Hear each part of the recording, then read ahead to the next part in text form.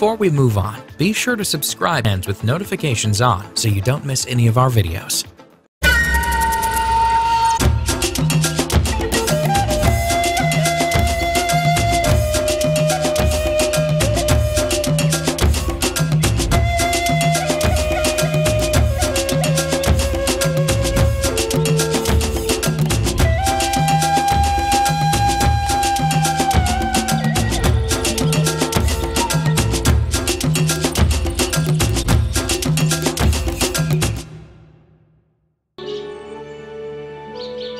Since the Danube's floodplain has been declared a national park, the forest is allowed to grow practically without human interference. The management only intervenes in order to promote indigenous tree species.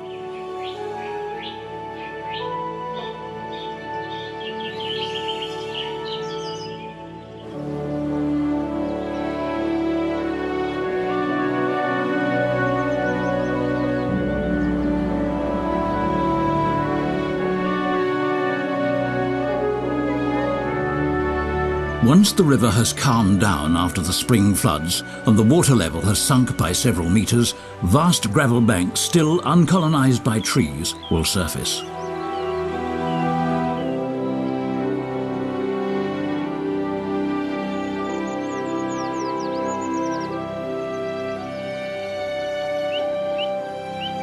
Rough gravel like that is good enough for willows and poplars, and for a special guest. The little ringed plover. These ground-nesting birds need a gravelly, moist breeding range. Ideal breeding places like this are only found where the river's flow is unhampered, a rare situation in modern Central Europe. He makes it clear to her. Here, right here is where you should lay your eggs. She is choosy. This is his suggestion number 10.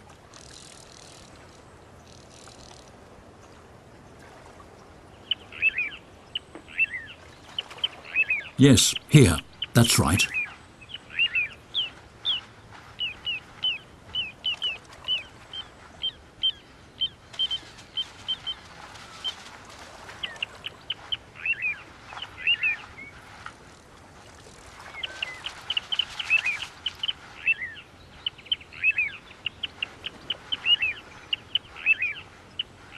It's pointless.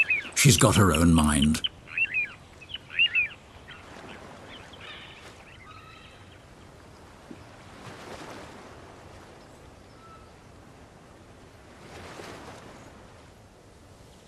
The Danube is really a mountain river with a decline of 40 centimeters per kilometer and a current of up to 3 meters per second.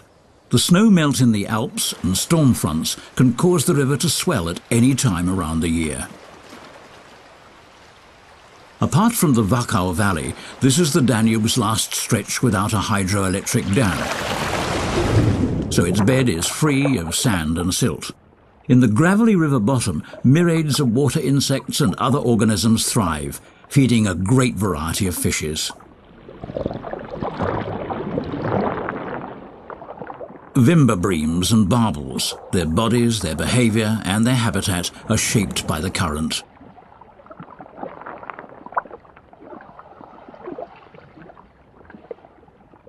These fish need rough gravel for spawning. Their offspring can only survive in the hollows and cavities between rounded rocks.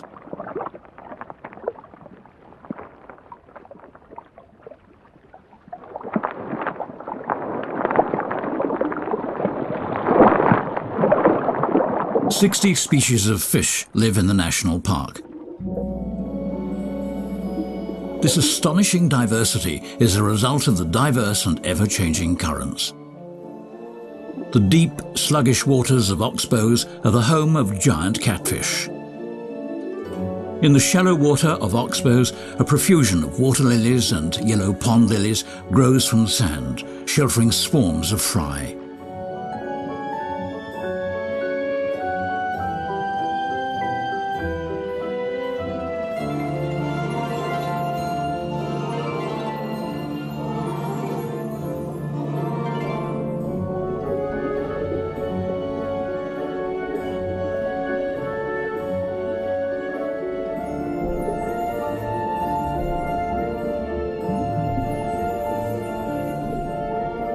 River pike patrol the outlines of sunken treetops.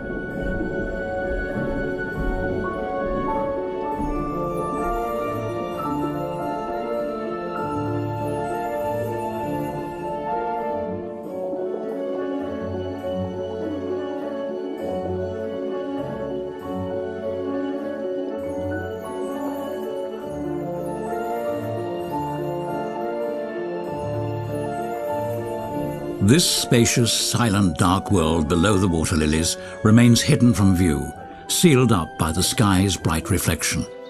The clouds may be drifting high above the forest canopy, yet they're closely connected to this watery world.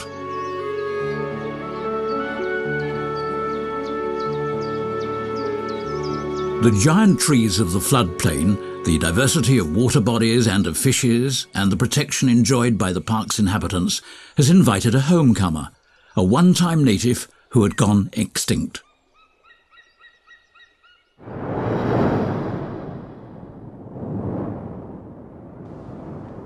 The white-tailed eagle tops the food chain. He is now the pinnacle of this ecosystem. 2.5 meters wingspan make him Europe's biggest eagle.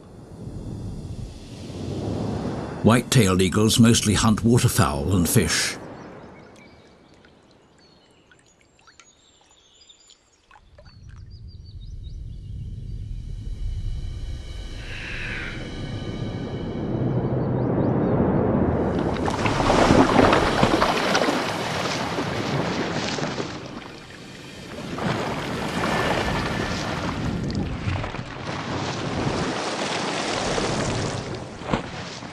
In recent years, a few breeding pairs from Eastern Europe have settled down in Austria.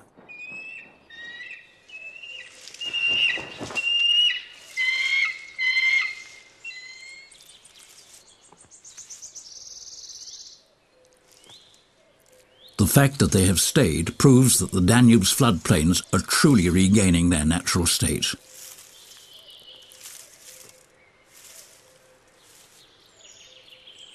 White-tailed eagles raise their young in huge nests which they use throughout several years. Such nests weigh hundreds of kilograms.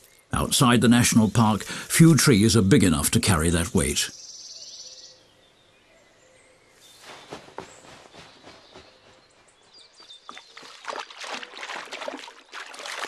Meanwhile, the young otter has learned to fish.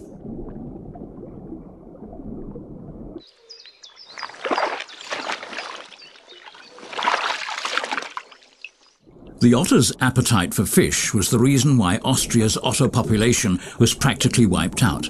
But like the white-tailed eagle, the otter is gradually returning to the Danube's floodplains. A mid-sized Cruzian carp. That'll do for the day.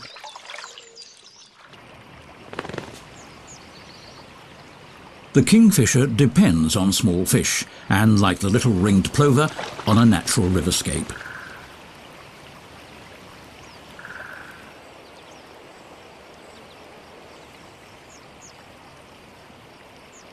Each year, kingfishers dig new nesting tunnels into the clay and sand of steep banks created by a flood.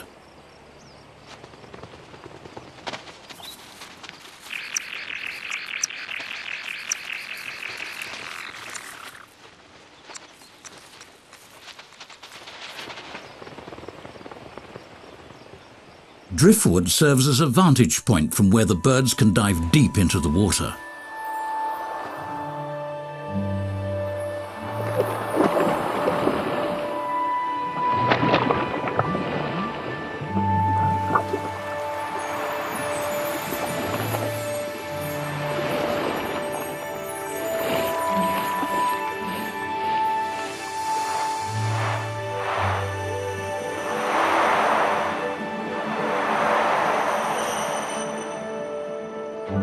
The fishing grounds and the nesting tunnel should not be too far apart. Parents cannot afford to commute. Their brood is hungry and voracious.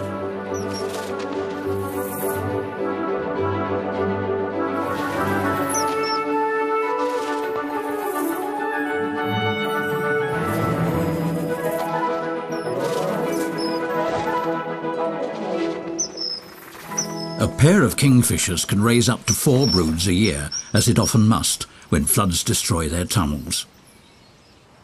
The fate of the young birds depends both on the river below and the flow of clouds above them. A massive rain front pushes against the northern slope of the Alps. The clouds will lose their freight across a vast catchment area, and all the runoff will end up in the Danube.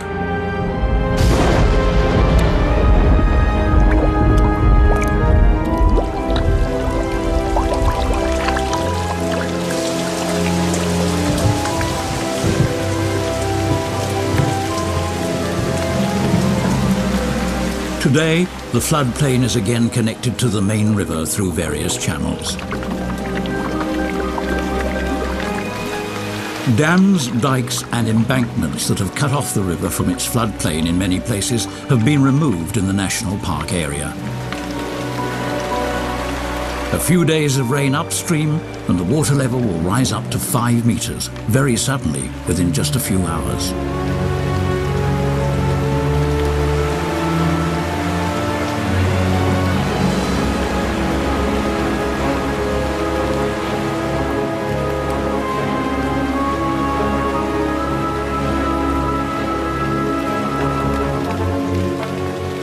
Once again, the inhabitants of the floodplain see a radical reconstruction.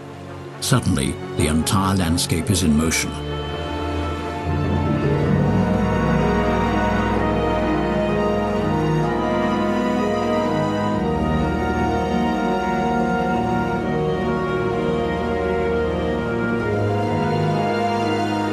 It's a truly dynamic habitat.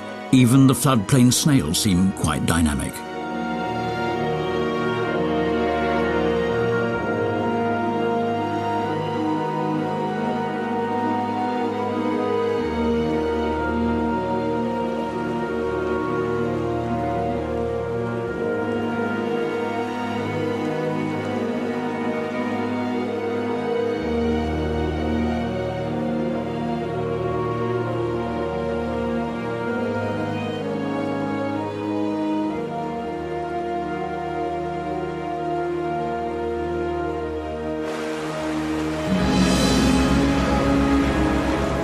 Each new flood chews away banks and shifts channels, metre by metre.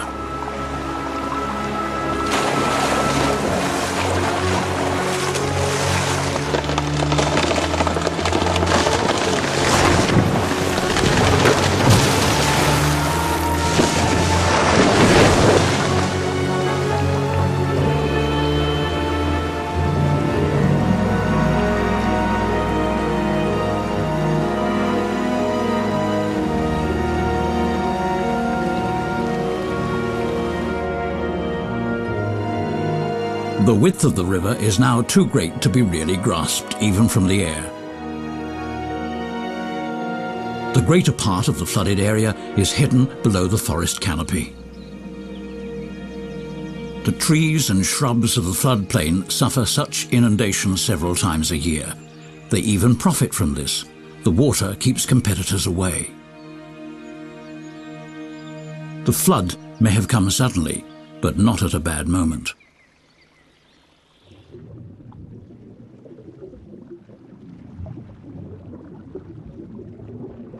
In fact, some inhabitants of the floodplain have been actually waiting for it.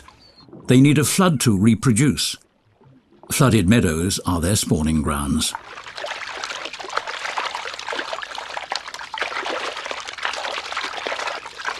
As soon as the floodwaters begin to subside and the current slows down, they arrive from all sides in order to mate in the grass. The water will remain in huge puddles for quite some time. Long enough, hopefully, for their offspring to mature. Thus the flood creates new life.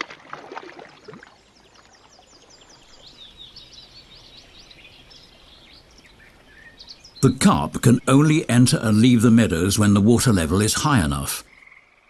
The time window they have to mate is just a few days, and it depends on the weather. In dry years, the carp cannot mate.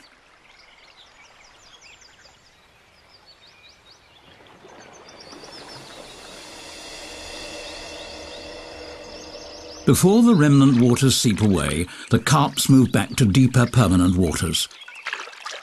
Missing the right moment means being cornered.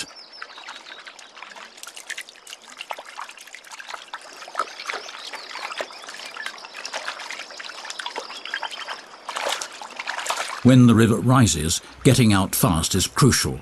Some are not fast enough.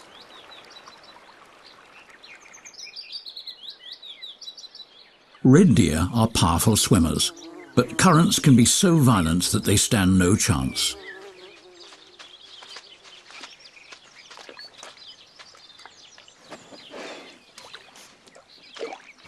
The loss of individuals has little effect on the overall wildlife population. And for a wild boar mother raising 5 or 6 youngsters, a flood victim can be a real bonus.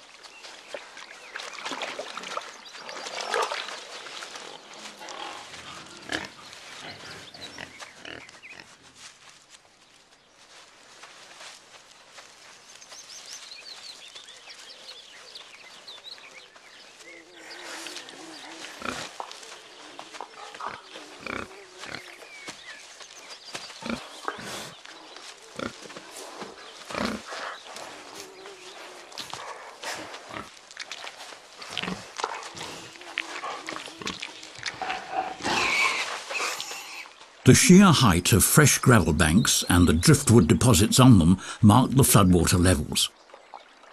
Between floods, one can take a stroll along the riverbed.